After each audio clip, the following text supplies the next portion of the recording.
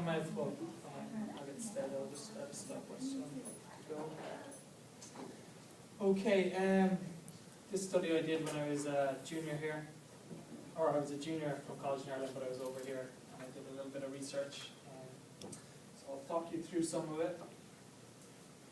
The outline, I'll give you some of the key definitions, the introduction, the methods, I'll go through the subjects, protocols, training program, then of course results, discussion, conclusion.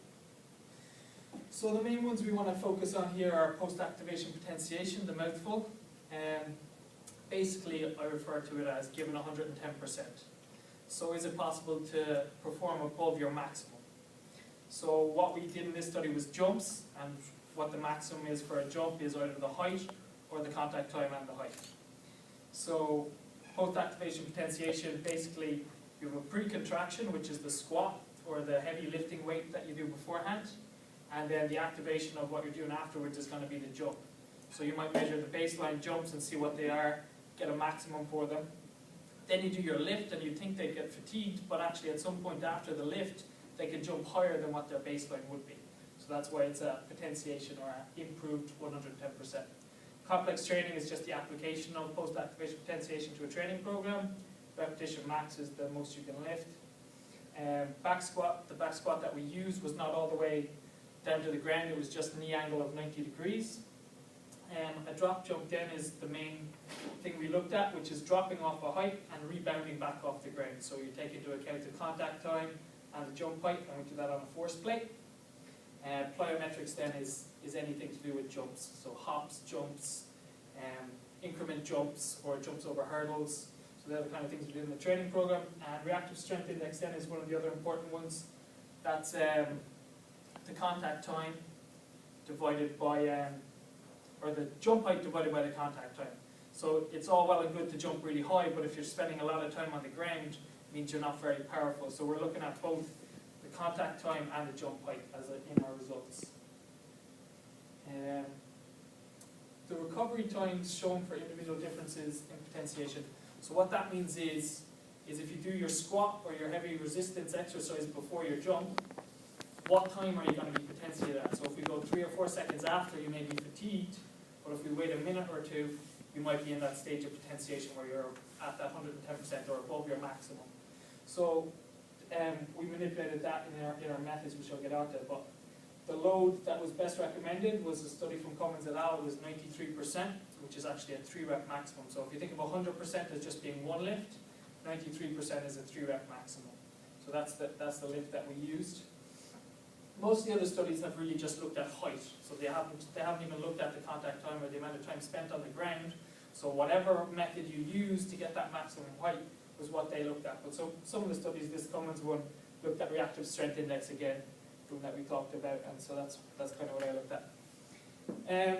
A review paper then from Tillen and Bishop, they said that these improvements above your maximum could be anywhere from 2 to 10%. So it's a worthwhile avenue of study in a lot of cases. Other studies say that strength is key. So if you can't squat 1.5 times your body weight or bench press 1.5 times your body weight, you can't get any improvement in plyometrics, or you shouldn't even be doing it. But they're kind of different avenues of strength. So the athletes I use ended up not having that amount of strength, but we still showed some positive results with them. Repeatability of potentiation hasn't really been studied, so you don't know if you can repeat it every day, every week, every month. So that's why I kind of did a few sets, and I'll get on to my methods now. So the subjects we used were track athletes. They were sprinters and jumpers, and the main thing to look at here is their 1-rep maximum was 60 kilos plus or minus 16 kilos, which is actually less than their body weight. So they weren't even lifting 1 times body weight for a 1-rep maximum. And the recommendation might have been 1.5 times, but that's not, concrete either. I tested them at the time of year. It was about this time of year between the indoor and the outdoor season. Or it was probably outdoor season. This is how I went through the protocol. The very first day I went in and did familiarization, so they all went through all the increment jumps, the hurdle jumps, all those things, all the hops, so that a lot of them knew them already, but it was just to make sure everyone had practiced them at least once or twice. Then using the methods from Essential Strength and Conditioning, we measured their 1 rep maximum in a back squat, and we had spotters, and we did that all safely. And then we measured the baseline jumps. So that was just to see if they potentiated. So we can't say, oh, they're jumping above the maximum if we don't have a maximum. So that baseline helped us get their maximum. So then in order to see if they potentiated, we got them to do a 3 rep back squat, and then every minute for 11 minutes, they did a drop jump. I measured the contact time and the jump height. So we have their baseline, and now we can compare each of those 11 jumps to see if any of them are above 100%. And that was what we defined as a potentiation. So I know each jump may add to the fatigue or add to the potentiation, but it was the easiest way to do it. One jump really doesn't tire someone that much, so it was done over 3 sets in the pre-test. And then we just used their best jump to see if they potentiated, so whether it was above or not. And then in the post-test, we measured another baseline, so to see how they improved their baseline when they weren't squatting. And then we measured again a potentiation protocol of the 3 rep squat and 11 jumps, 1 every minute, to see if they potentiated again after the 4-week training program. Then the training program. So we got them for 4 weeks, 2 days a week. As you can see, the intensity was 85, 85, and then it increased 90, 93. And the jumps, we decreased the volume, and then decrease it again, and then increase it at the end. So it was pretty standard kind of training program. We could have done a little more, but I didn't want to tire them out too much. They were doing their other sprint training at the same time. So on to our results.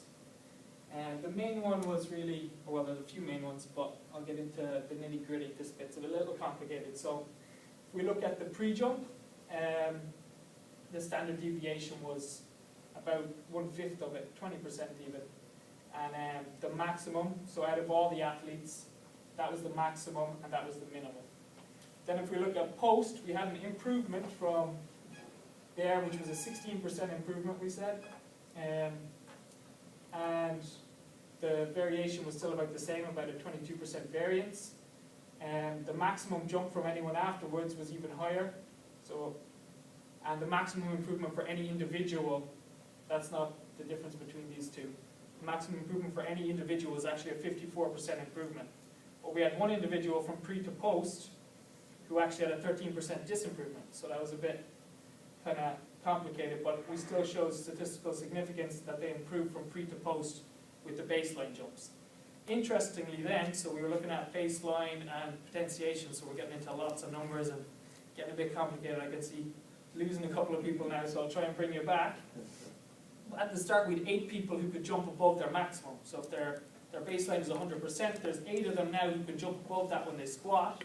Or when we go to the post-test, so after 4 weeks of doing the training, they do their squats, now there's only 2 of them who can jump above 100%. So they have improved, and one of the flaws, maybe we didn't retest their maximum lifts, so we might have been lifting at a little bit lower of a percentage, but it's still a huge difference, only 2 of them potentiating out of all 11. And then if we look at the pre and post potentiation, so these are the jumps that are done after the 3 rep max squats each time. So if we look at even the maxes, the max here we got a 1.56, and the max post wasn't even that high. And look, if we compare that max to the max here, there is a bigger potentiation in the pre than in the post. So they were able to use potentiation much better at the start of the program than they could at the end, which is kind of hard to explain. I think that's all I have to do with the results. All these results as well, as we said, are reactive strength index. They're not just the jump height. So the height divided by the contact time. So that's what we're looking at. So let's discuss those a little bit. So as I said, those results are a little bit unpredictable. So at the start, 8 people potentiated. At the end, only 2 potentiated. You couldn't tell whether it would be the same people who potentiated at the end and at the beginning. And we had a big drop off in who could and couldn't potentiate. The large variability may have been due to the learning effect. So this study from Young said that you actually need to show people what their jump height and contact time is to get a maximum out of them. So when I'm instructing them, I'm saying jump as high and as fast as you can. And so they're putting in a maximum effort, but they can't see that they're jumping at a half second spent on the floor or a 1/10 of a second spent on the floor. So maybe I needed to show them exactly how they're jumping to get that maximum a little bit better. The study from Flanagan and Cummins, they said that contact times and jump heights, so it just moved on from the Young study, and said that they could actually be used to motivate people in the training program. So when I was doing the 4 weeks, if I had a contact map, it's quite hard to do with the force plate because you've got to analyze it up when you go away on your computer.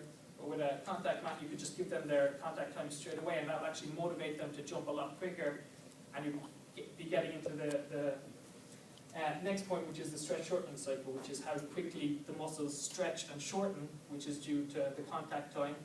And there's two parts of that. There's a fast and a slow. So some of the athletes, or most of the athletes in fact, actually used the slow stretch shortening cycle in the training program, which made it less specific to their sport, because when they're sprinting, they're not spending a half a second on the floor with each stride, or when they're jumping for the long jump, they're only spending in that fast stretch shortening cycle. So the specificity, hard word to say, is not as, it doesn't relate directly to what they were doing, but we were trying to get them into that fast stretch shortening cycle because you want to train at what you're doing. So maybe if we had a contact map, we could have got them more specific towards that. Then in our conclusions, we said getting them into that correct contact time. Maybe that's why we didn't see huge improvements or potentiation again afterwards, because a lot of them are jumping in that slow stretch shortened cycle, again, over 250 milliseconds. And in a sprint, it's actually about, each stride spends about 1/10 of a second, 100 milliseconds or less on the floor. Then the duration of the study could have been longer than 4 weeks. We were a bit stuck because it was between the 2 seasons. But if we'd had 6 weeks, we may have got even further improvements. Other studies on just jumping without using the squats showed that you could get improvements bigger than that in a 6-week program. The whole process of measuring every individual in terms of potentiation was quite long, because as you've seen, I had to do 11 jumps after the squats. I do that for 3 sets, so that's 33 jumps I have to analyze for each athlete. So that takes a lot of time, and I'm giving the athletes then their recovery time, which is what they use in the training program between the squats and the jumps.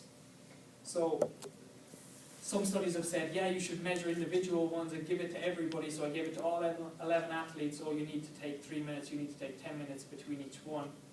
But really, if it's not repeatable and we don't know that it's going to be 10 minutes again tomorrow or next week, there mightn't be as much point, or it might be a waste of time measuring that thing. So just using a group norm of 3 to 5 minutes or so, as other research has shown.